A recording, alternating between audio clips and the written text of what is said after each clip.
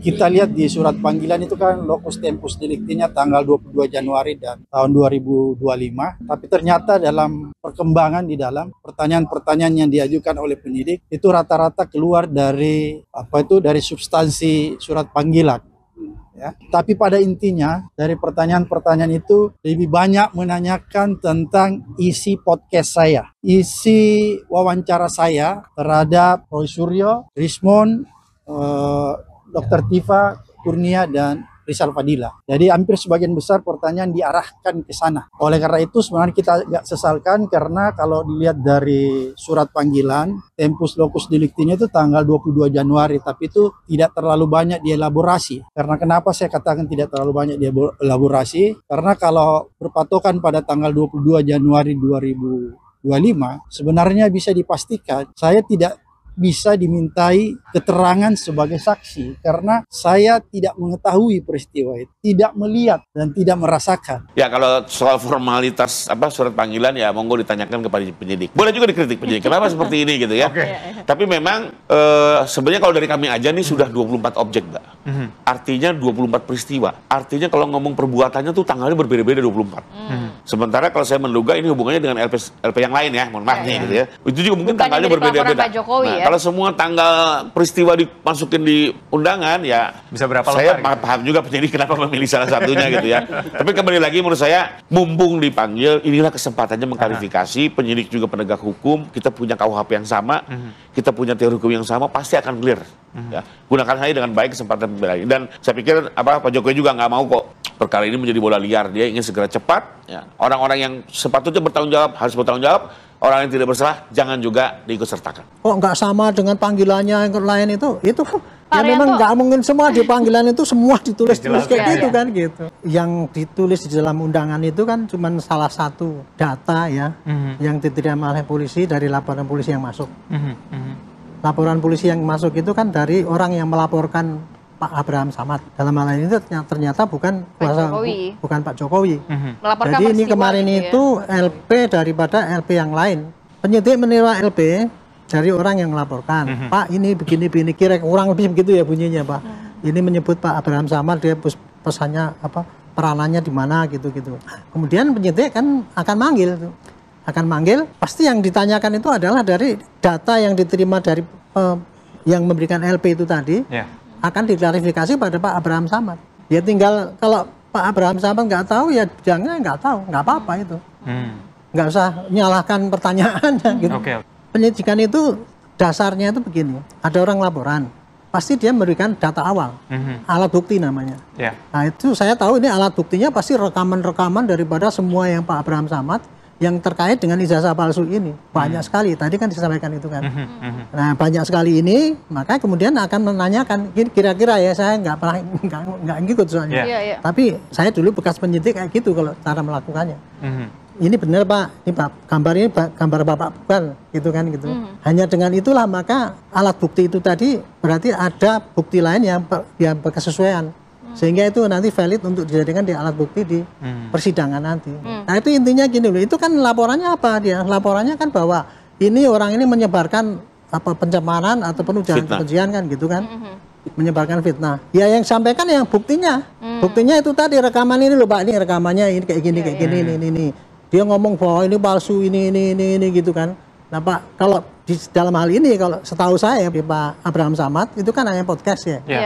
Saya tidak tahu apakah pasal yang ditujukan pada dia siapa gitu. Tapi saya hanya bisa mengira-ira kurang lebih dia disebutkan turut serta menyebarkan berita bohong. Turut sertanya apa? Ya melalui podcast itu.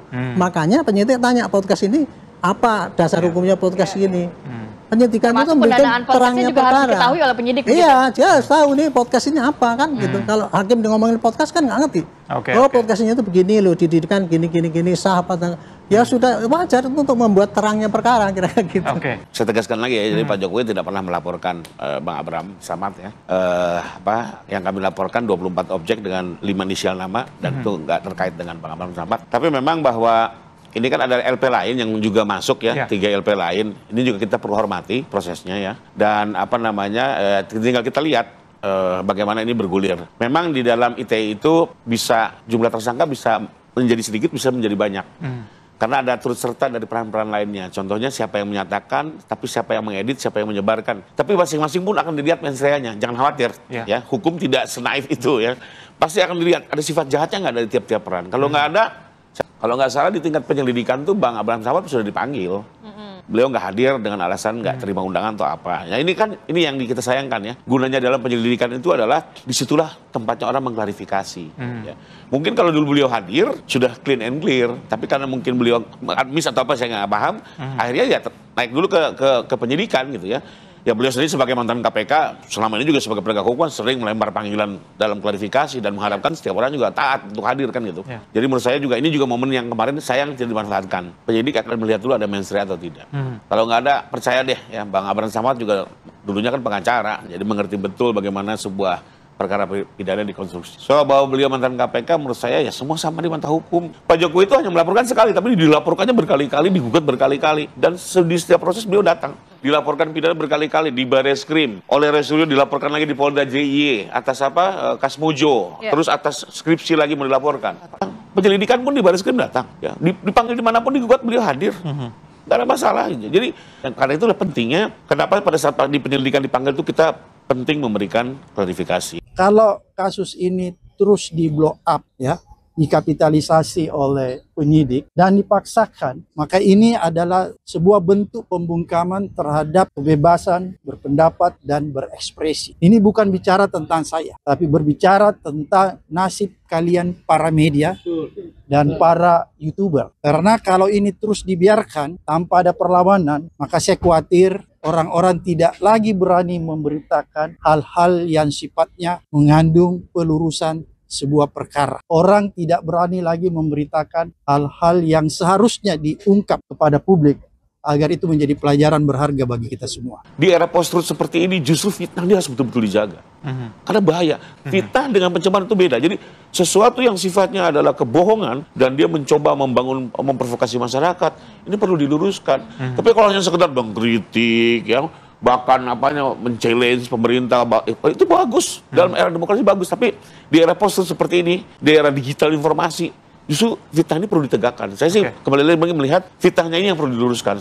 Perlu digarisbawahi ya, ini kan karena seolah-olah bicara demokrasi, kebebasan berpendapat, perlu dibedakan antara memfitnah dengan sekedar mencemarkan nama baik. Kalau mencemarkan nama baik, saya melihat juga ini jangan sampai tipis-tipis membungkam kebebasan berekspresi. Tapi kalau fitnah beda dengan penghinaan ya. Fitnah itu menurut agama bahkan lebih kejam dari pembunuhan. Kalau ini masuk ranah mana, Bang? Dan kalau fitnah ini, mohon maaf, korbannya bukan hanya Pak Jokowi. Semua masyarakat Indonesia dibohongi. Korbannya banyak sekali. Jadi memang fitnah ini memang perlu mendapat sanksi yang jelas gitu. Jadi soal ijazah itu kami bukan kalau soal dihina, dicembarkan Pak Jokowi udah terbiasa lah. Tapi kalau dibilang ijazah palsu, asli dibilang palsu ya beliau juga ingin ini terang benderang. Penyidik gitu ya, memanggil seseorang itu ya, pasti ada dasarnya. Karena itu disebutkan di dalam LP misalnya, itulah yang dipanggil. Kalau sekarang ya kalau kita berkilah bahwa orang banyak sekali kayak gitu nanti akan ditangkap, bukan. Ini justru membuktikan ya bahwa di dunia ini penuh banyak dengan tindakan-tindakan yang dalam tanda petik bisa dikatakan melanggar hukum. Ini berkaitan dengan masalah kebebasan berpendapat, menyampaikan pendapat lewat ITE dan sebagainya itu. Tapi penyampaian pendapat itu kan berbeda-beda. Ada yang masuk di dalam jeratan undang-undang ITE. Justru inilah akan dibawa ke pengadilan yang seperti ini nih patut nggak dihukum apa tidak seandainya memenuhi unsur, kan gitu kan. Dan dalam menentukan ini unsurnya itu ada apa tidak, polisi setelah menerima bukti tadi di cross check dengan yang bersangkutan, oh iya memang betul, dia akan tanya pada saksi ahli, Pak, kalau kebebasan berpendapat dengan caranya begini ini sudah memenuhi unsur apa tidak? Gitu. Ahli itu akan melihat nanti kalau ahli dari ITE dia melihat dari kacamata apakah itu melanggar undang-undang ITE apa tidak. Ahli bahasa akan menilai kata-katanya itu memang betul-betul menghina apa tidak. Ahli pidana akan melihat apakah ini ada mens rea yang bersangkutan itu untuk membantu penyebaran fitnah dan sebagainya. Disitulah itu nanti akan dibuktikan ya bahwa ini tadi termasuk dalam kebebasan berpendapat atau termasuk dalam pidana. Ini harus diproses Pak ini. Nah, perkara nanti kemudian polisi setelah nanya-nanya itu, wah ternyata tidak cukup bukti. Ya mungkin dia tidak jadi tersangka. Tapi kalau itu dia sudah cross check benar, kemudian tanya ahli semua mengatakan iya, ya ini pasti kirim ke jaksa. Prosesnya cuma sederhana gitu ya. Justru inilah maka harus diuji di pengadilan. Kalau itu semua dibiarkan, nanti semua orang dengan kayak gitu, dengan bebasnya gitu, nggak ada hukum lagi di Indonesia. Kita tidak berbicara tentang Abraham Samad, tapi kita berbicara tentang ada upaya untuk membungkam ya, kebebasan berpendapat, kebebasan berekspresi, dan sikap kritis dari masyarakat sipil, dan sekaligus mempersempit ruang demokrasi. Ini yang paling berbahaya. Karena kalau ini terjadi, maka saya khawatir negara kita mengalami kerusakan demokrasi yang begitu parah. Sebenarnya proses pengambilan BAP pada hari ini itu melanggar Kitab Undang-Undang Hukum Acara karena tidak sesuai dengan surat panggilan. Selain tidak sesuai dengan KUHP, dia juga melanggar prinsip-prinsip hak asasi manusia. Tapi walaupun demikian, kita tetap menandatangani BAP tadi yang terdiri dari 24 rangkap. Menurut saya dalam hal ini dia kurang begitu paham, mengerti artinya klarifikasi itu tadi. Dan dia juga menurut saya kayaknya dia datang dengan suatu merasa bahwa dirinya itu benar, sehingga apapun yang ditanyakan oleh polisi itu mengada-ada kan kayak gitu kan. Inilah akhirnya yang terjadi kayak gitu. Tadi kalau dikatakan mengenai melanggar HAM dia dipanggil apa tidak ya. Justru kalau polisi tidak memanggil dia, itu melanggar HAM juga karena ada orang yang lapor kan. Hak dia kan mestinya dilindungi untuk diproses ini. Dengan dia memanggil itulah itu suatu pelayanan HAM juga bagi orang yang lain kan gitu kan. Jadi gitu. Jadi jangan masing-masing mengaku dirinya sendiri, saya HAM-nya dilanggar. Kalau penyidik memanggil, sekarang memanggil itu tidak melanggar HAM, itu sesuai dengan SOP yang ada kan. Nah inilah jadi kayak gini ya. Justru dengan percepatan ini selesai sampai di pengadilan itu akan kelihatan nanti ini Pak Abraham Samad ya setelah dipanggil ini nanti kan akan diteliti masuk memenuhi unsur apa tidak. Kalau tidak tadi seperti Pak Riba bilang ya pasti tidak akan masuk. Tapi kalau masuk ya jangan katakan itu melanggar HAM ya. Baik, Bapak kita itu masih umum menunggu.